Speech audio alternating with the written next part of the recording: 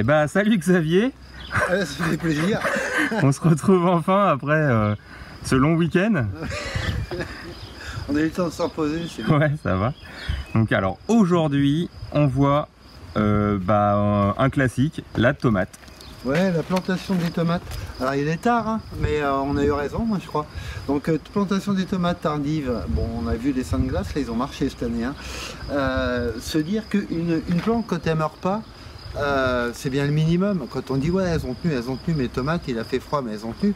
Oui, le mieux c'est quand même qu'elles poussent, hein. C'est pas qu'elles résistent. Donc n'hésitons pas à attendre.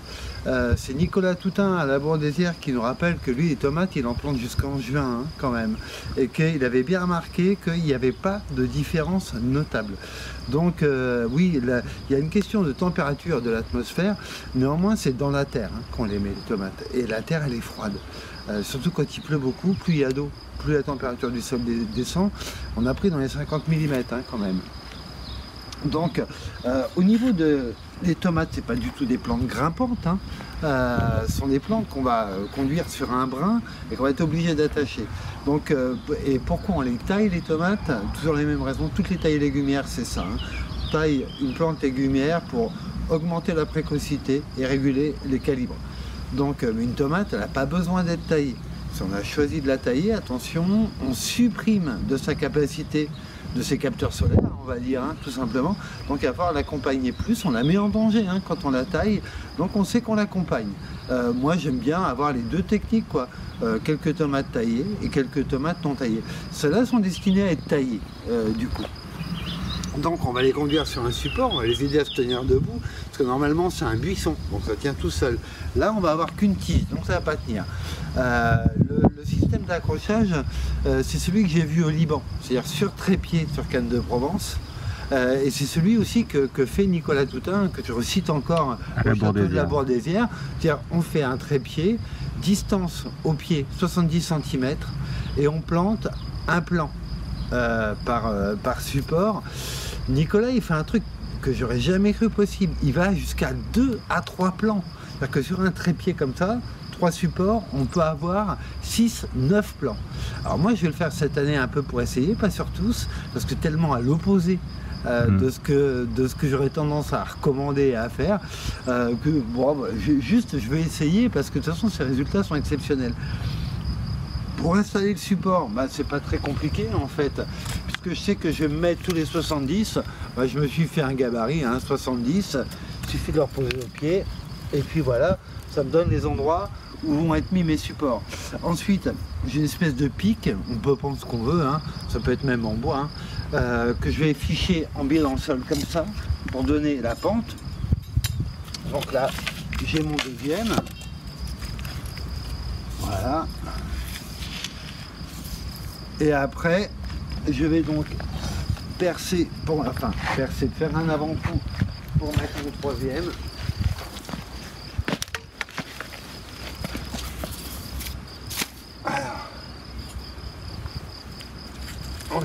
Alors, c'est pas non plus des maths, hein. Et hop là. On n'est pas à quelques centimètres près. Alors ici, terrain très pierreux, donc à chaque fois qu'on va faire un trou, on tombe sur une pierre. Ça marche à chaque tour, voilà. Et après, tout le truc, c'est d'attacher en trépied pour que ça tienne. Il y a une technique de nœud, parce que sinon c'est vraiment pénible, hein, attacher 3 brins ensemble. Voilà. Je vais fermer un peu. Et puis après, je vais attacher, mettons, à cette hauteur-là. Alors la technique, elle est vachement simple, hein. Je vais couper un petit morceau de ficelle. Voilà, moi j'utilise la ficelle en sisal. On peut utiliser de la ficelle en chanvre aussi. Je recommande les matières naturelles, hein, parce que la ficelle bleue, c'est un peu cauchemardesque quand même. Ah, ça fait sac poubelle, ça a son charme. Ah ouais, ça fait... Alors après, pour attacher, en fait, on met la ficelle en double comme ça. Et on cale la hauteur qu'on veut. Donc là, ça tient pas. Mais quand ça va être attaché, attention, ça va tenir vraiment. Donc après, le truc, c'est juste ça. C'est on la passe en double. Je vais me tourner vers toi quand même. Tu vois que C'est une belle image. Tu vois, on n'a pas son double comme ça. Hop, on met les 2 brins à l'intérieur. Voilà, c'est fait. Une fois que ça c'est fait, le truc à savoir, c'est que comme ça qu'on attachait les sacs de grains autrefois. Hop, on l'a eu debout. Et là on serre. Un tour suffit. Là ça y est, ça tient, c'est bon. Après, moi pour des raisons esthétiques, tu vois, je prends des grandes ficelles, comme celle-là. Et en fait, j'aime bien descendre, je trouve que c'est joli. Ça fait lien, en fait. Ça fait macramé. Ouais, mais c'est parfaitement inutile, mais ça c'est joli, c'est voilà, vouloir la ramener, ouais, je sais faire un nœud, donc je le montre, quoi. En fait, c'est mais je trouve que ouais, il y a pas enfin, si on trouve ça joli, bah, surtout pas hésiter, sachant encore une fois que ça ne change en rien la résistance. Il y a un petit côté tipi, enfin voilà, un petit côté cabane. Côté régressif qu'on a souvent dans le potager. Voilà, donc là maintenant les trois brins tiennent ensemble.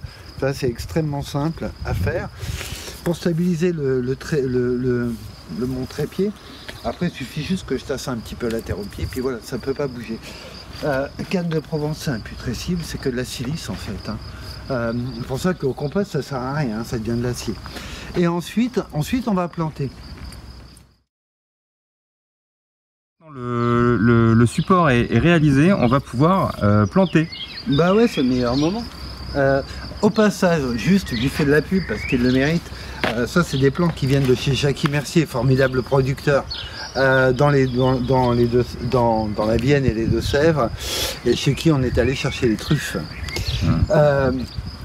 On va pouvoir le planter. Alors juste un truc, quand on dépote un plant de tomate, n'importe quel plant, hein, quand il est en petit godet comme ça, c'est les mains en ciseaux dessous. Hein. Hop, et on le tient comme ça, il peut pas nous échapper. Et puis après c'est l'effet flambi, hein, c'est voilà, tac, il vient tout seul. Et hop. Voilà. Après ce qu'on remarque, ici le plant est bien, on commence à avoir un petit, ça commence à tourner un petit peu en dessous, normal, on est tard dans la saison, les racines sont encore bien blanches. Après on va se montrer un petit peu cruel, c'est-à-dire que la partie la plus vivante d'une racine c'est l'apex, c'est son extrémité, et comme les tissus végétaux se refont très vite, hein, un peu comme nous la peau ça se refait très vite en fait, il vaut mieux supprimer cette partie-là et dire à la plante maintenant tu refais un apex, que essayer de défaire, mettre quand même, etc. Donc oui, effectivement, c'est un peu cruel, attention, mais théoriquement elle souffre pas. Voilà, donc c'est vraiment pas hésiter à défaire, espèce de chignon qui se forme. Voilà, donc là j'ai une plante qui est en bon état. Après, si je regarde bien, on va se rapprocher un peu. Là, si je regarde bien le long du pied, le long de la tige, j'ai plein de petits poils. Ces petits poils, ils se transforment en racines s'ils sont en contact avec de la terre et de l'eau. Ça veut dire qu'on plante toujours le plus creux possible. Plus on est creux, plus on va raciner. Donc, il y a plusieurs techniques hein, pour être creux. Hop, j'attrape ma petite balle là. Hop là. Il y a plusieurs méthodes pour être creux. Alors on peut faire un trou classique, hein, creuser. Voilà. Hop. On met dedans. Et on referme le plus haut possible. N'hésitez pas d'ailleurs en cours de culture à buter vos tomates. Hein. Tomates c'est une culture butée. Plus on bute et mieux ça vaut. Et là, ben voilà, on peut la buter comme ça. Ça c'est une technique. Il y en a une autre qui est carrément de la planter allongée, juste relever la tête pour qu'elle puisse sortir un maximum de racines. Donc là c'est pareil. Ça se faisait comme ça avant, non? Ouais, mais il faut dire qu'avant, autrefois, les tomates étaient vendues, enfin quand je dis autrefois, c'est pas vieux, hein. C'est les années 70, hein, parce que les tomates ça fait pas longtemps qu'on en fait. Elles étaient vendues en racines nues. Et on sortait les plants comme ça, c'était assez fin, assez étiolé. Et donc, on va prendre celle-là au passage. Ça c'est, on le voit rien qu'au porquier là. Ça c'est une cœur de bœuf. Les cœurs de bœuf, on les reconnaît bien, elles ont toujours l'air crevardes. Ouais, le cœur de bœuf rose, on dirait des saules pleureurs. Il y a Ondine Cornue aussi, hein, qui est comme ça. Juste un truc, je vois un bouquet de fleurs, t'en enlever, ça sert à rien de faire tirer la plante, de toute façon il tombe. Hop, et après... Ah mais ça me rassure parce que j'en ai vu une cœur de bœuf et elle était toute crevarde, ouais. C'est normal, ouais, elle ressemble à rien, c'est logique. Alors là, du coup, moi je vais continuer. Voilà. Et là, hop, je l'allonge dedans. Ah ouais. Tong, je relève la tête. Et là, je sais. Voilà. La petite bête. Je suis un peu loin de mon support là, mais bon, de toute façon, on va l'emmener dessus. Donc voilà les deux techniques principales pour être... L'inconvénient de les planter allongées quand même, c'est qu'après il faut faire gaffe au binage hein, quand même. Hein, parce que les racines des tomates sont assez superficielles. Donc si on bine un peu... Ah oui, tu peux ramasser le... Voilà, on peut choper les racines. Tu peux refaire une couchée là parce que ouais. Je suis pas sûr d'avoir bien... D'accord, alors on commence par ouvrir une saignée. C'est quoi l'avantage de la faire... La faire coucher? Ouais. C'est que là, tu es sûr, quelle que soit ta profondeur de sol, d'avoir un maximum de développement racinaire. Hein. Donc ouais. Là, si je l'allonge de là à là, tout le long, il va y avoir des racines. Est-ce qu'on supprime les feuilles et tout? Bon, non, moi je m'embête pas à ça. Les pauvres petites feuilles, effectivement, elles vont... par manque de lumière, d'oxygène, etc., elles vont se déliter, mais c'est pas grave. Oui, ça va pas pourrir et faire une maladie. Non, non, non. Les tomates, c'est vraiment costaud. Hop, je relève la tête. Tac. Et là. Voilà. Et là, je sais que je vais avoir un développement racinaire très long, quoi. Ça fait bizarre, hein, d'avoir une grande tomate, puis à l'arrivée, il y a 3 fois rien qui dépasse. Mais c'est pas grave, de toute façon, moi je suis confiant, hein, je sais qu'elle va vraiment décoller. T'es prêt à parier? Ouais, oui. Après, le truc, c'est on va arroser. Alors, sur l'arrosage, c'est spécial pour les tomates, hein, elles ont des systèmes racinaires très superficiels. Donc là, je vais arroser, mais vraiment. Ce qu'on appelle un arrosage de plombage, plus que d'irrigation. C'est-à-dire que je veux que tout l'air qu'il y a entre la terre, les racines ou les futures racines soit chassé. C'est pas pour l'irriguer en soi, c'est vraiment pour la plomber. Donc là, on va dire qu'il y a au moins un arrosoir pour les 3 plants. Ensuite, je vais faire un truc qui est bizarre, je vais pas pailler. Pourquoi je paille pas? Parce que moi, c'est une terre particulière ici. Hein. Une terre très hydrophobe, qui retient vraiment l'eau, il a plu beaucoup. C'est une terre qui réchauffe très mal. Donc en fait, je paille pas maintenant. Si j'avais planté des laitues, j'aurais paillé. Les laitues, elles aiment bien les sols un peu frais, ou des choux. Les tomates, elles aiment les sols chauds. Alors là, si je paille maintenant, j'empêche le sol de se réchauffer. J'empêche les rayons solaires de taper sur le sol. Je sais que c'est pas bon, je sais que c'est pas bien, il n'y a pas de problème, oui bien sûr. Après c'est pour ça que je fais gaffe hein, quand même. Je sais que je mets à mal ma terre, mais néanmoins, si je veux pas faire ça, je fais pas de tomates et puis c'est tout. L'aberration, elle est aussi de vouloir des tomates. Hein. Il y a toujours cette question à se poser. Si je veux des tomates sur une terre comme ça, je sais qu'il faut qu'elle se réchauffe. Voilà, ça c'est la base. Alors après, l'arrosage au pied et abondant. Donc là j'y vais tranquille.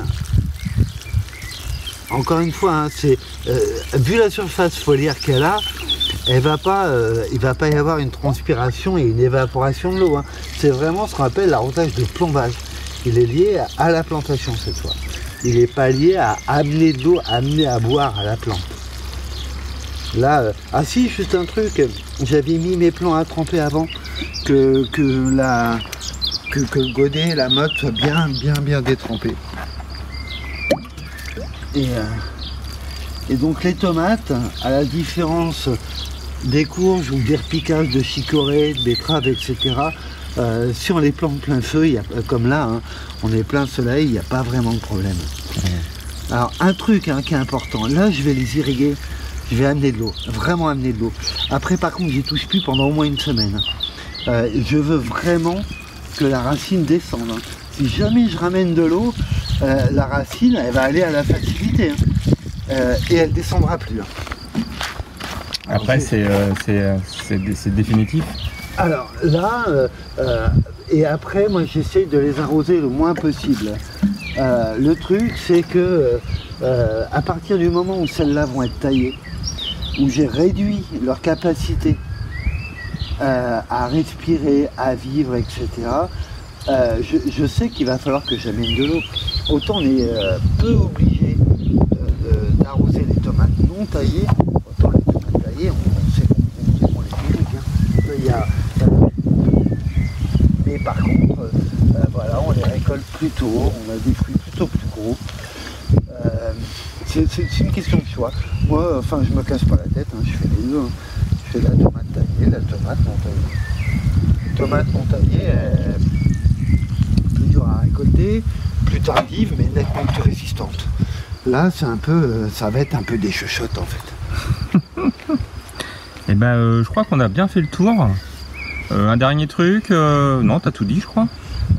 Juste un truc, quand on les taille, elles sont plus souples par temps chaud. Donc on essaie, moi je trouve que les tailler quand il fait chaud, les attacher quand il fait chaud, c'est plus simple que le matin à la fraîche. Voilà.